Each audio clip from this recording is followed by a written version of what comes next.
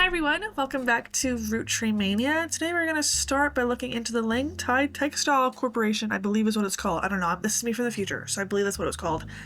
But yeah, we're going to find out some more juicy information about Lang Jinyao and Lang Jinyu, I believe is how you pronounce their names. So yeah, let's just get right back into it. Let's look up this. That's nothing new. Piece of Asia, okay. Has its headquarters in Butler County. It is listed occasionally under many different contexts as well as local businesses. As many local businesses are, nothing seems important except for the first mention from 1981. The newspaper chronicles that Jerry Han has traveled from China to open the company, which is connected to a much larger company overseas called Lang Tai that has connections to Rootree. It's not a factory, it simply imports and distributes Lang Tai's products. It also mentions that Jerry is a son-in-law of the current leader of Lang Tai, as someone close to the family who learned English in school. He naturally raced through the ranks as they expanded their reach to America. Although Jerry's wife Linda doesn't speak English at all, she is currently taking classes and he is teaching her at home. He says she has always been a fast learner and he hopes that she'll be at least conversational by the time she gives birth. According to the article, this is not the first time they were in Butler. They visited in the late 70s with the rest of the leadership of Lang Tai when trying to court the Rootrees. It seems their first trip wasn't covered by the newspaper. Okay, right now reading that, I don't think that has anything to do with anything. That doesn't sound like anything. I may be wrong, maybe we'll come back. But right now, that doesn't seem like relevant. Oh my gosh. There's just so much reading. Holy crap. It seems Tranquilts is a play on tranquil and quilts. The name is ironic considering they're the loudest quilts you've ever seen. The main quilt featured on their website is a flaming unicorn soaring through space with peace symbols all around it. Although they were listed on the website for Lang Tai Textile Company, they don't seem to have much of a connection. It appears that they import cloth. Okay. Nope.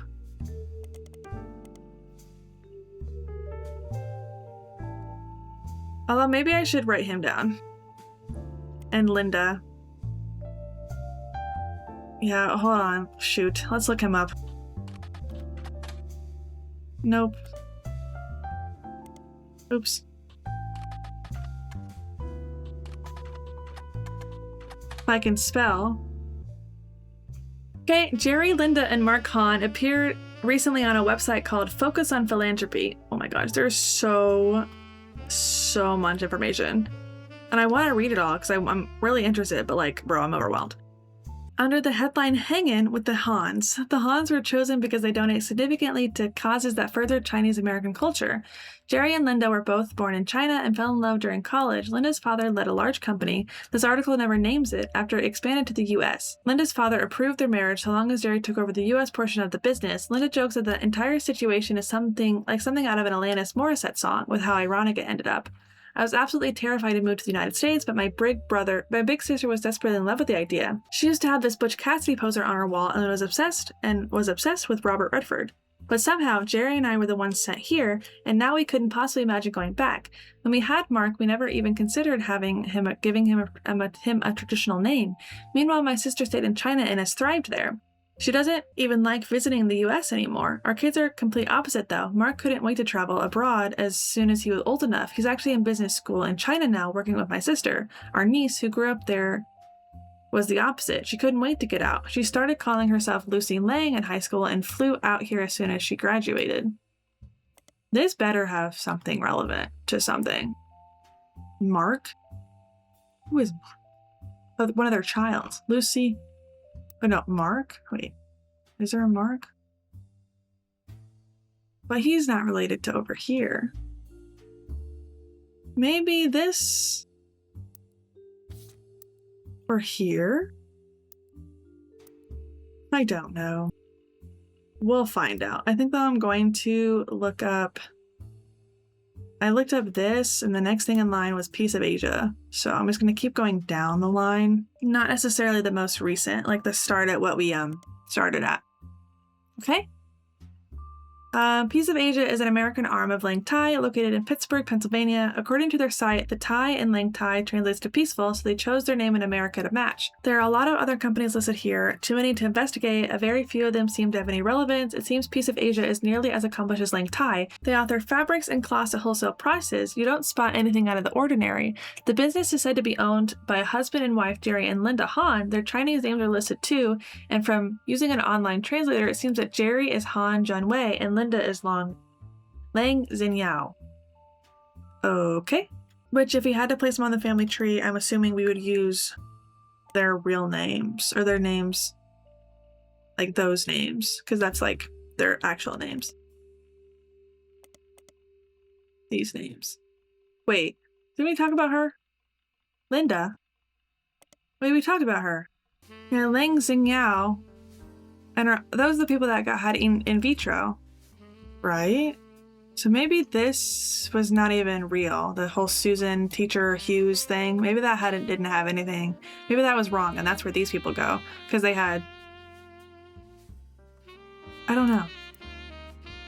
I'll find out, because this is the girl that had in vitro. And her husband was... I mean, these people. These are these people. Yeah, so... Hold on. People... I put her as a potential, but I just put it down as like straight up that's who she was. Xinyao? Which one is... Oh, I don't know. I'm just gonna put him in people for now. I don't know who's who. There are like 7 million names that people have told me.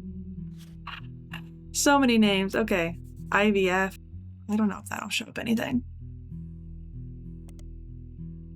This just explaining that like you can have a woman can have a baby with IVF that's not necessarily genetically your child. Like you can have another woman's egg and another man's sperm. Yeah. Oh, if it does come up for the purpose of your family tree, an IVF child from a surrogate mother will be marked as belonging to their genetic parents, and the surrogate who gave birth will not necessarily appear on the chart unless she is also part of the family. That said, be sure to investigate these situations very carefully. They can be tricky or misleading. Yes, I know. Yes, I know. Yes, I know. But... Yes, I know. Hold on. Okay, so Lang Xinyao was the genetic parent. And then... Lang Xinyao was the surrogate mom. So Lang Xinyao, right, was I think is the affair, maybe not affair partner. Maybe they just used...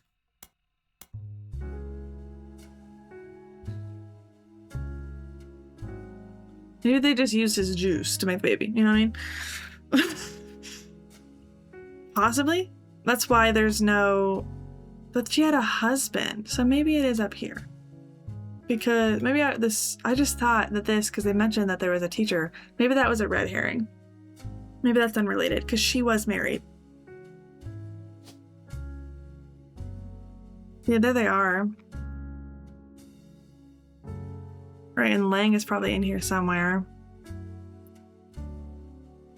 No. Oh, right, because they had... Oh, yes, Lang's right there. I saw it. Never mind. Okay, let's go back to my notes. Terms to look up. Just so many. I looked that up. There's so much. I looked that up. I looked you up. I've looked you up. I have these two. Let's look up the person, though. I'll look that up in a second. Lucy Lang is not exactly a common name, but it's not the most uncommon you've come across either. There are a few that come up with any searchable details, so it might be possible to narrow down your possibilities. A Lucy Lang is mentioned on a robotics website as part of a Team Talenclaw. Team Talenclaw are one of the only 2 teams from the US participating on a new robot-based show in the UK. Another Lucy Lang is part of a small women's a cappella group in Los Angeles called the Gin and Tonics. Okay? A third Lucy Lang works in New York for a business called Corporate Synergetic Solutions Unlimited. Alright, so who were we Who did we learn about Lucy Lang about? And flew out here as soon as possible. He actually has a business school in China. So it doesn't exactly say where she flew to, so it could be any of those. Any of these things. Okay, so let's look for her in the periodicals. Lucy Lang was listed in Business Watch for her work with Corporate Synergetic Solutions Unlimited. She's in an article about consultants that corporations hire to facilitate large internal changes. Each person featured in the article has a small bio section, followed by a longer section about why they were chosen. Her bio section mentions she grew up in a small Arkansas town. This is not her. Because she... maybe... We'll read it anyway. The oldest of 4 children, and she's only the second person in her family to ever leave the state since her great-grandparents were located in the early 1900s. She's earned a degree from a prestigious New York college, started as a junior associate synergy engineer, and in 8 short years has worked her way up to the company ladder. Now at age 32, she's the youngest lead synergy engineer in the company's history. The article calls her one of the top facilitators in the US due to her work on a merger between 2 regional dial-up service providers. As a direct result of her organizational changes and policies, the new company managed to eliminate over 200 redundant positions as part of the merger, making it an instant success. That's rude. All those people's livelihood! Okay, let's look at this. Okay, Team Talon Claw is a robotics club of Mideastern University. Okay.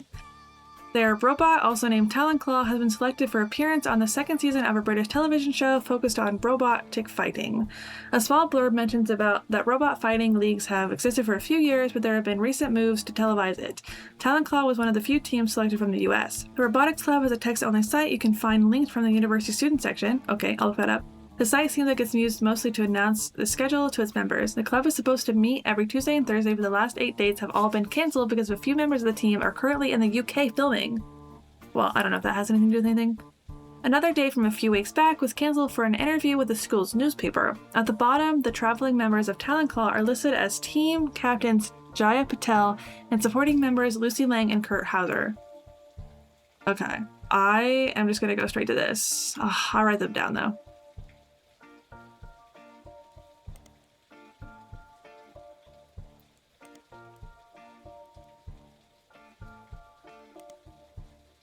Okay. Mideastern University is a notable private college that advertises itself as midway between Maine and Miami. The mascot is the Spectres, though they are not known for their sports programs as much as their education. Their legal and language departments are their pride and joy, though they also have fairly extensive computer science and robotics programs. Along with other prestigious schools, they haven't quite reached the notoriety of Ivy League schools. Some refer to it as a little Ivy. The college has embraced this, calling their newspaper the Herald, which is a combination of hetera, the scientific name for ivy, and herald. Right. Their website boasts that they have a historical technology museum off campus, including a still functioning computer from the 1960s that takes up a full room. They also have a printing press that they use to print one special year-end issue of the Herald each year. Okay, so we look up, what was it called? The Team Talon Claw? Or maybe Lucy Lang? Nice. The Herald, oh my gosh. The Herald was added, this was added. Okay, you're Lucy Lang, aka Lang Min with Talon Claw, the robot she worked on at Mideastern University. Find it in the school's newspaper. Nice. Okay, Lucy Lang, aka Lang Min with Talon Claw, the robot she worked on at Mideastern University. Find it in the school's newspaper. Okay, so here or here. One of these two. But I feel like, because the other one was married. So this must be her then. Or maybe she's one of the kids. But I think... I don't know. The Herald has a story about their school's robotic team, Team Talon Claw. It lists 3 student members and talks a bit about each of their history, including their interest in robotics. Okay, so I honestly, also, I think these are dead ends, right? Because we found out she's from this one, so we're removing those out of the way. And I don't think these have any relevance. The only one that catches your attention is Lucy Lang. She grew up in China as Min Lang, but came to the US specifically to attend university. She says she grew up around factory-scale machines that assembled products that would be shipped all over the world, and the moving parts and automation fascinated her. However, as she progressed through her major, she had become obsessed with smaller, more powerful hydraulics, such as a mechanism that closes Talenclaw's weapon. In addition to robotics, she loves linguistics. One of her hobbies since coming to the States has been collecting accents. In her spare time, she practices not only removing any trace of her native inflection, but also quickly switching between multiple different regional accents. She feels her personal best is a Southern belle, but her favorite is the Valley Girl due to its use in popular culture. This article has a picture now in your evidence. Right. Okay, so let me go back and look up more about Lucy Lang. Go back to what she was talking about. Oh, wait, hold on. Lucy Lang, I think they said I think she's the daughter. And then Lang Xinyu is here. I think, or Lang, hold on. There's just a lot of information that just happened. Probably use Guy's juice. Yeah. Oh, I should keep the terms here because that's how I can go back and click on the things I found it from. I don't know. I'm going to put this as Lang or Xinyao Lang? Or wait, Lang Xinyao was married. But Lang Xinyu was the genetic parent. Lang Xinyu was the parent, like the surrogate. But what if, oh, let's click the hit on accident. What if, hold on, Lang Min. What if, hold on.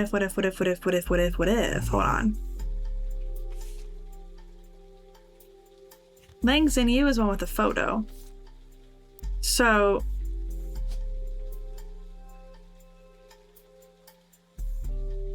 meaning she lied about it being a surrogate pregnancy,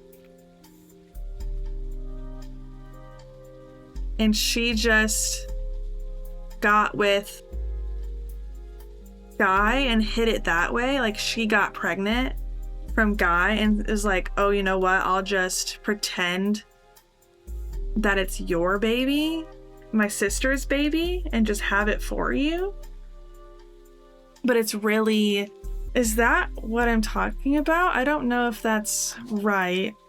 I think that's what's happened. And then this is her daughter, her and Guy's daughter, that she lied and said was her sister's. That's just what confused me. Because their names are kind of similar, and that you thought it was IVF, and then it's not IVF, and then, but I think that's what they're saying, is that she got pregnant with Guy and faked a whole Langmin, faked a whole surrogacy when it wasn't real? I don't know.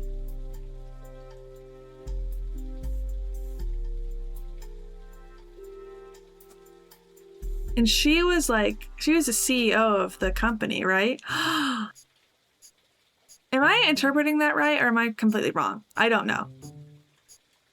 I don't know if I'm interpreting that right or wrong. Wow. That's nuts if that's what it is. Oh, I got them right. Nice. Nice. Okay, I don't remember your name. Did I have his name? I don't know. I don't know if I have that. Meng Lin. I don't know. If we don't lock her in later, because they talked about her being in college, but I don't know if that's current. I'm going to put her as a student in college, but if first president, if that's wrong later, we'll come back and do some more digging about her. But for now, that's what I'm going to put her as.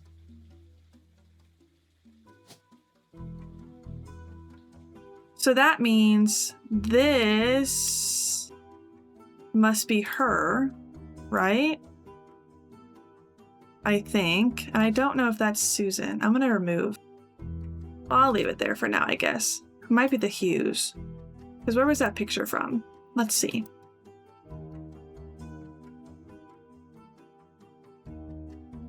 here. An unknown woman. Who's that girl? She had 2 kids. Okay, and then right now I have it as Hughes. What was about Hughes? Hughes was the guy who fought... No. Oh, I don't remember. I think he might have been the one who fought the principal. Or maybe that was over here. But let's look up the principal. What was the principal's name? Why am I clicking a bunch of buttons? I'm trying to find... We have you, Stuart Clementine. This... Oh, wait, no. Was this... Oh, was that him? Wait, who fought who? I think this was... I don't know. I'm gonna look this up and we'll see what happens. Because it was about the Hughes, right? Crocodile Clementine. No, but they're fighting. This is that Mark. I don't know. The Piketty. Oh my. This is new. Piketty magazine is kind of sleazy, so they're not afraid to publish a few details that more reputed news publications normally wouldn't. You look into the Billy Sims incident, and it seems like they did report on it. You gain a few new bits of information, though it might not be useful. Billy Sims was once arrested for throwing a Molotov cocktail at a company that was found to be testing their product on animals. According to police paperwork, Crocodile Clementine's bail was paid for by Toasterito Jacobson. Okay, who are you? It was fairly expensive. Piketty interviewed other students that were at the event to find out if anyone knew anything, and the word going around was that Mark Clementine showed up because his first daughter, Mary, was graduating that night. Okay. This guy, his first daughter was named Mary. Mary. Oh, after Mary Beth. Cute. Clementine.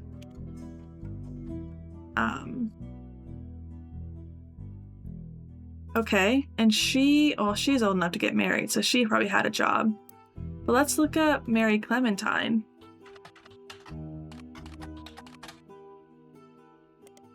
No, maybe she's in this, though. Whoops. Nope. What was I trying to look up? I was trying to go over here and look up her, and I got them royally confused. But we're getting there. They're about to come back soon. That's gonna be fun. What was this? I don't know.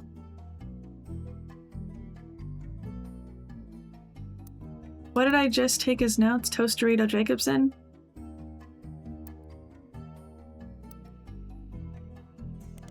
Nothing.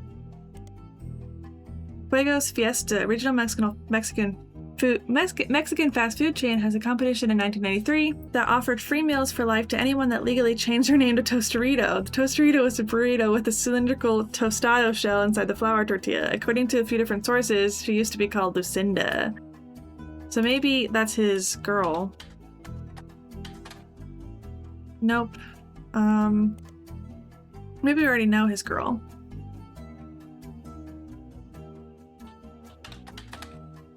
Edith? Oh, yes, Edith Jacobson is all the way up here. That's her sister. Okay. Oh, we already knew who we got with. And that was around Miracle's time, but they wouldn't have been related. It was around Miracle's son. What? So maybe that is a red herring. Yeah. Oh, wait. Oh, remember? Okay. She didn't like him, or like he was like doing crime and stuff. So Colleen Webb started calling her children by the name of like her last name. But on the family tree, they'd be that. But maybe if I look up Mary Webb, something will come up. Oh my gosh. Oh my gosh. Mary, I feel you. I'm putting her there. I'm excited. Okay. Mary Webb, or Mary Clementine. Mary Webb in San Diego has a website called Webb on the Web. Apparently it's a personal travel diary that also doubles as an advertisement for her travel agency. Oh, she's a travel agent. There are descriptions of Mary's services, including booking flights and cruises. Almost all of them involve extremely niche audiences. It seems Mary is the #1 agent when it comes to booking spiritual vacations aboard ghost ships and in specific hotel rooms that are said to be haunted. She's also, that's like blasphemy to miracle, oh no. She's also a dedicated section for more traditional modern cruises that cater to specific groups such as fans of boy bands. In the diary entry, she talks about trips she's personally taken and uses that as an opportunity to feature descriptions of amenities and excursions that the ships offer, even when you're on them to see a specific band or a ghost. There's also pictures of ships, hotels, landmarks, and places she's visited, as well as pictures of Mary herself with a ship in the background. One of her diary entries actually mentions the day that the photos were taken. She was allowed onto the ship on a port day in San Diego with a professional photographer she knew. The photo of Mary has been added to your evidence. Nice. Well, shoot. Nope, but she was a travel agent. Nice. Okay, what about you? What are you? And you got married and had a I almost said had a travel agent. But that doesn't make much sense now, does it? Okay. I still don't know who you are. And I'm getting you. I think that's maybe 2 that I've locked in. I don't know you. How do I find out who you are? I don't know. Okay, but let's look at this.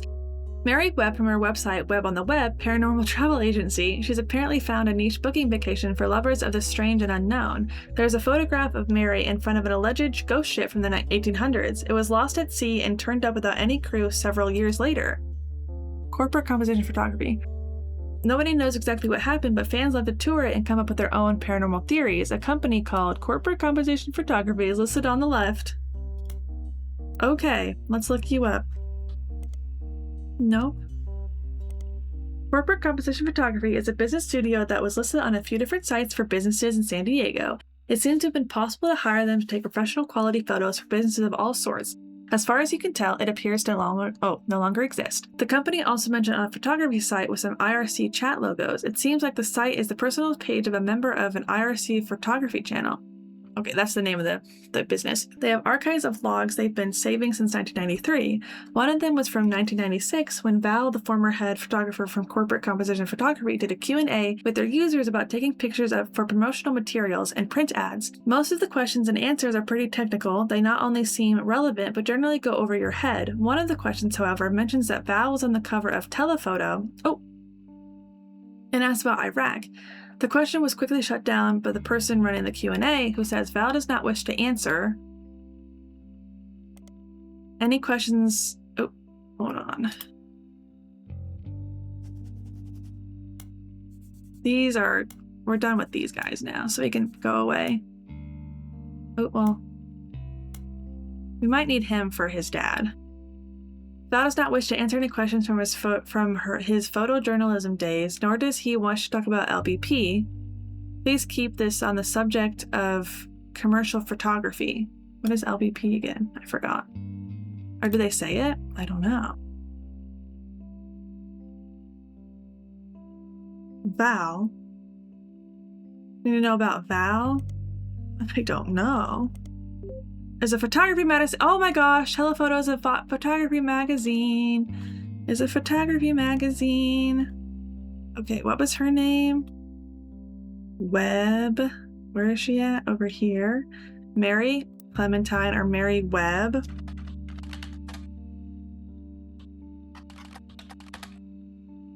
Nope. Val. What if I just look up Val? Nope.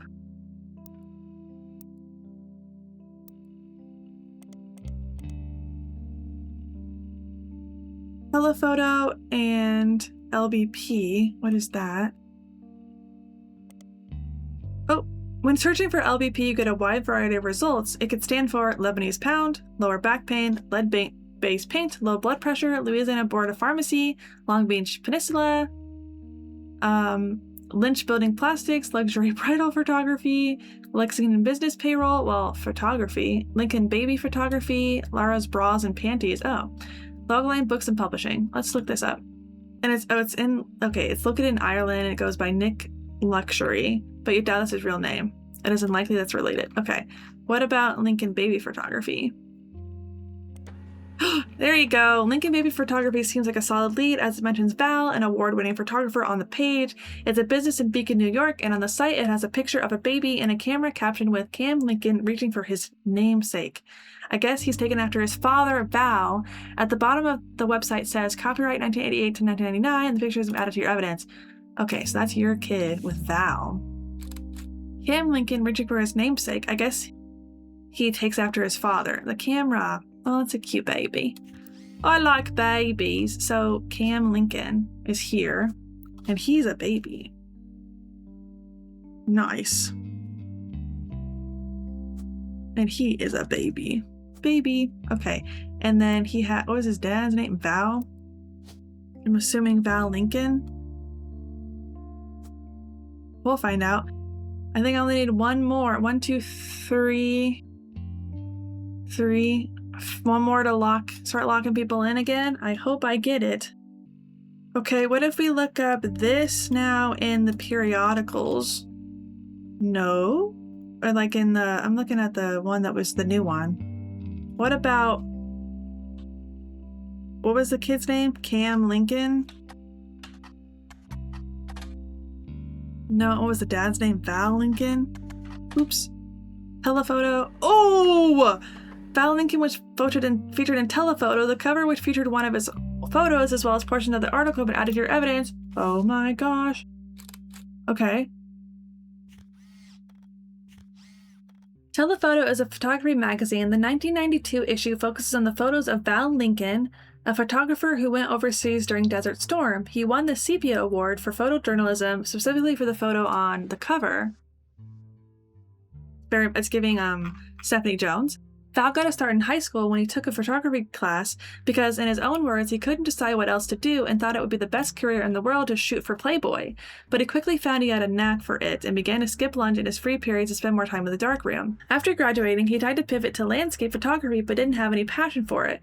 I work much better when I'm trying to tell the story of a person or an object. He got lucky when a photographer mentor of his who was going overseas to cover the war decided to take a chance on him. Lisa Clementine. I'm not looking ahead. Most people would call it lucky to go to an active war zone for no pay, but he brought my plane tickets, all my meals, and even pulled some strings so we could rush my passport. For someone that had never had a real job or even left California, it was a hell of a break. Val was only 19 at the time and shot the photo that won him an award the third night he was there. This photo depicts Lisa Clementine, who lost an arm in Operation Desert Sandstorm. Oh yeah. Desert Saber. Where did I say Desert Sandstorm? I'm so sorry. According to the article, women were not subject to direct combat, and Lisa was in a vehicle at the time. The vehicle had to pull over suddenly when the road ahead was partially destroyed, and she and a fellow soldier were severely injured by a landmine. Oh no. Val says, I ran into Lisa just after her surgery and took this picture. Then, until she shipped out, I kept finding excuses to go back and take more pictures of her. I guess it was fate because that's the photo that won me an award. It got me into your magazine and also led to my engagement. Just earlier this week, she agreed to become Mrs. Lincoln. What? I thought you got with Mary. What did I misunderstand? Hold on. Hold the phone. Lisa Clementine. Okay, oh, Mary.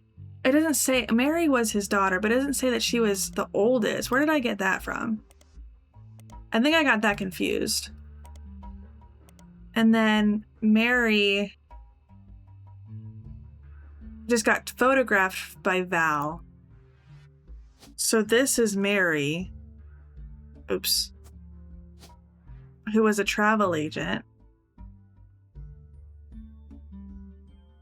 I think I just got confused. I just jumped the gun.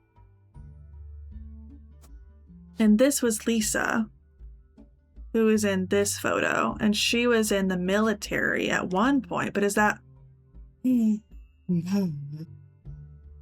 No, something is wrong!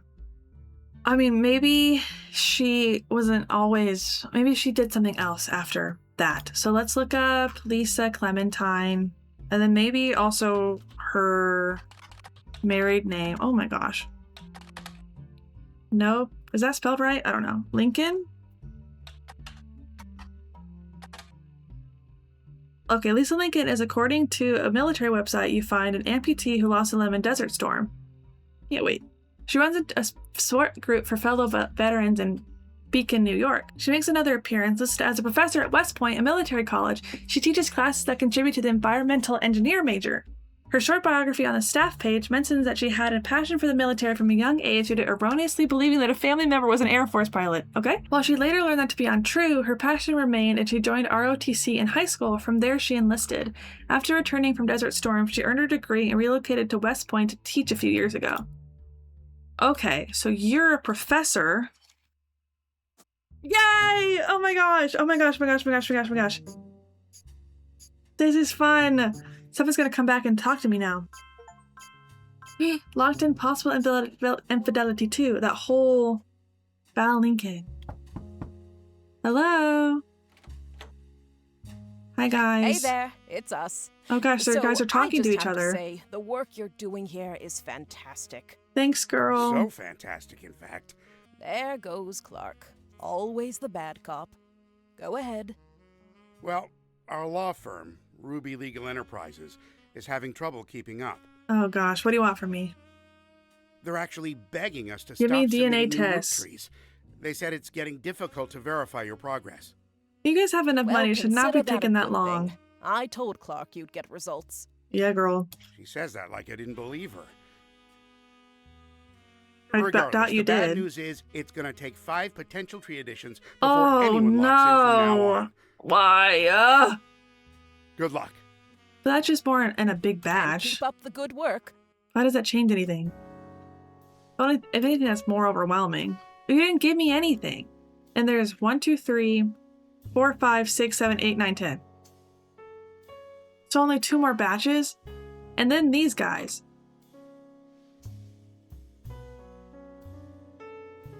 So there's 2 secret people in here again as well. Because there's 32, I think that's what they said at the beginning. 32 people. Alright, I need to find out who you are. And then I want to find his name. Actually, I just want to check out what this little guy would tell you to me. If we're just like, I just want to click it and see what happens. You could look into the large expenses in the company records. Oh, God. And then I can click more for more information. What if I don't want to do that? What about this? Well, how am I ever going to find you? What do I look into for you, girl? Who are you? An unknown author? Okay, what is in the big expenses? Nope, not that. Let's just see the updated list of evidence over here. It's all getting smaller. That has nothing. None of this has anything. Yeah, there's stuff. Okay. Oh yeah, we only have to look at the ones that are like, have the things though. Big expenses. Presidential office reimbursement, 5-piece flavor development, Richie retirement party, 5 places favor development, 4th of July spectacular ball, New Year's Eve ball. I don't know. 5 places, butterscotch, caviar, Christmas tree batch, a bunch of different types of candy. I did that. Grandorf Dove donation. Oh. Would this be this? I already figured that out. That's what I have to look into. Fred Gleason, root clothing reimbursement, 5 pieces flavor development. Okay, we're gonna go back down this rabbit hole because that was, yeah, she was the teacher, right? School for the Deaf, Butler County, or what was their name? Principal is Miss Ford. This is the new name. Maybe we look up that. I don't think I ever did that. The Grandorf School for the Deaf is formerly Grandorf Dove, is located about an hour from where the Roottrees offices used to be in Butler County, but it serves much of that part of Pennsylvania and nearby Ohio. According to their website, it was formerly named Grandorf Dove from 1923 to 1990 because Grandorf was the last name of the founder and Dove is the Danish word for deaf. Oh. The founder has issues with the government translators leading to an odd transcription issue. In 1990, it was renamed to better represent the school's purposes and to correct the embarrassing lack of effort and awareness demonstrated by the government officials in those early days. The staff was listed on the website. You scan through all of the biographies and find that the principal, Mrs. Ford, is fluent in 5 languages. Is that who we're talking about?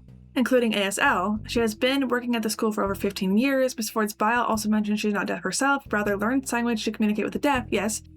And she was responsible for securing funding for the Hudson Week. So this, Susan Ford. I think Susan is who we're talking about, right? Possibly. And she was a she was a principal. She was a principal. And then her husband, right? Is that what we're... The Hudson Wing. Was it Susan?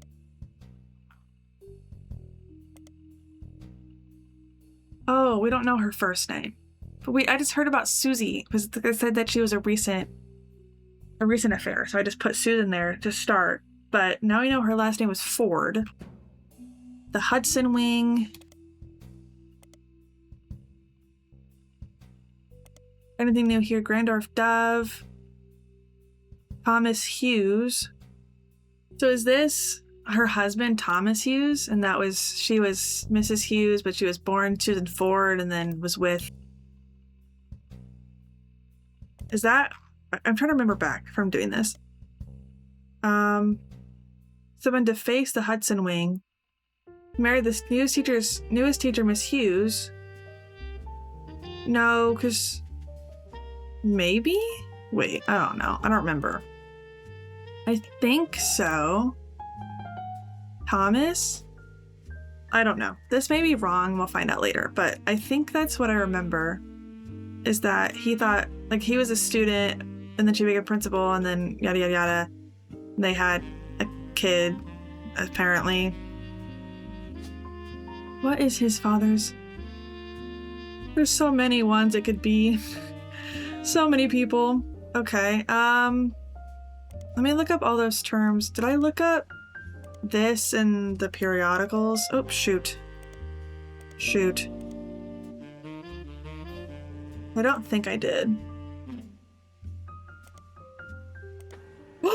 Oh my gosh, twins! Grandorf School for the Deaf made a few odd appearances here and there in the Butler County Times since 1990. It's not too many that you can't look at all of them, and so after scrolling through a few pages, he managed to find something incredibly useful in an article that isn't even focused on the school itself. Local students provide key evidence in scientific study, which I think is the article we're reading. The article from March of this year mentions that the Ford sisters who attend public school in Butler County are only one of a handful of identical twins in the world who have suffered from two different genetic issues. One of them has asthma and the other has a deadly allergy to peanuts. Their mother, a Miss Susie, yes, I was right, Ford, who is principal at the nearby Grandorf School for the Deaf, was originally contacted by researchers looking to identify if there were any sets of twins where one was born deaf and the other was not. While she didn't have any twins attending her school, she asked if her daughters, Melissa and Heather, could be useful, and as it turns out, they were. She says, though they couldn't be more different, my youngest, we all call her that even though she's only by about 15 minutes, is shy, but essentially hasn't stopped running from the moment she learned to scamper.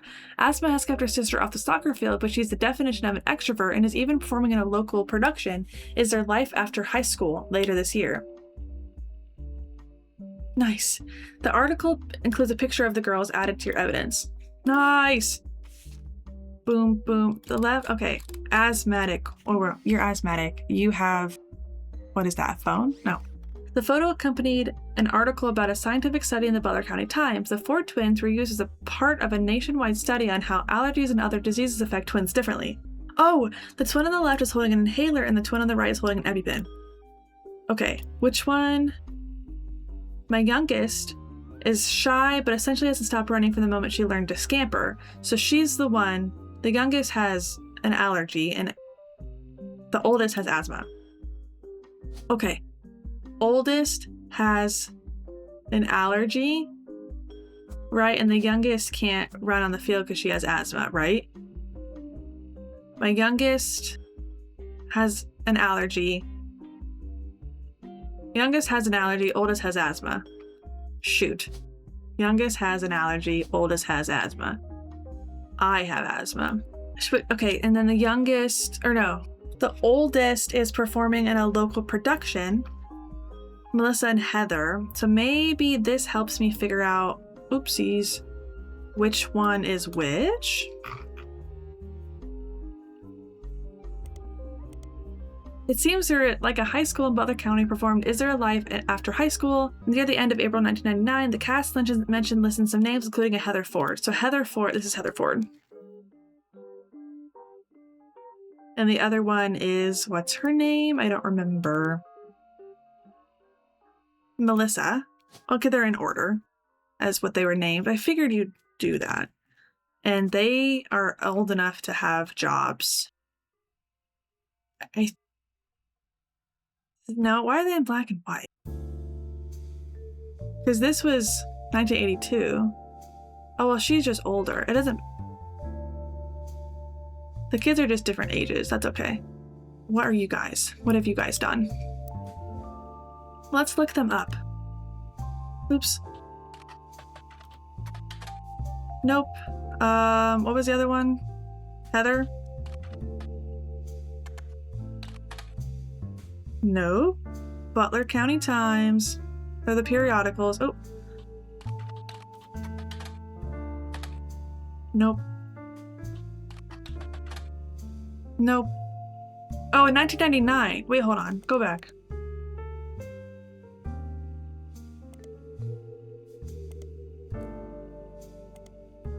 Yeah, they just performed in high school in 1999. Okay, I gotta read the dates. I gotta remember to read the dates. They're both in high school.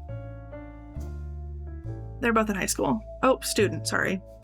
Their occupation is not high school. Their occupation is student. Nice. Okay, you're locked in. You guys are good. So I've got almost everything. There's a photo of him I'm missing. And now I gotta tackle this. Oh dear Lord. Okay, you were an unknown author who I presume had, this is all gonna be fun to find. Oh my gosh, I just realized this is Heather. Yeah, because Heather was the one who acted, meaning she was the one who had asthma. And then the other one was Melissa. Dang, I just realized I wanted to verify I had those right, and then I was like, wait a minute. Heather couldn't. Yeah. So it says my youngest was shy, but essentially stopped running at the moment she learned to scamper. Asthma kept her sister off the soccer field, so the oldest has asthma, and she's in the play, who they said was Heather. So she's here. Melissa's there. You're a principal. I think it's Thomas Hughes. I just don't know his name, but last name would be Suarez. I just don't know his first name. Maybe I can find that later. Maybe it's in the photo. Let me see. Is it in this? Cicely Sanchez and Piketty. And then that. Do we place her? No, wait, we haven't placed her. She must be. Oh, she's over here. Then. I think. Oh, wait, we do have his last photo. I just didn't put it there. So I think we're done with Guy. Thank God. We can go over here now to these guys. But anyway, that is where we're going to end this video. We're going to look more into Elias's affair in the next video. I'm really excited for that because it was some juicy information as well.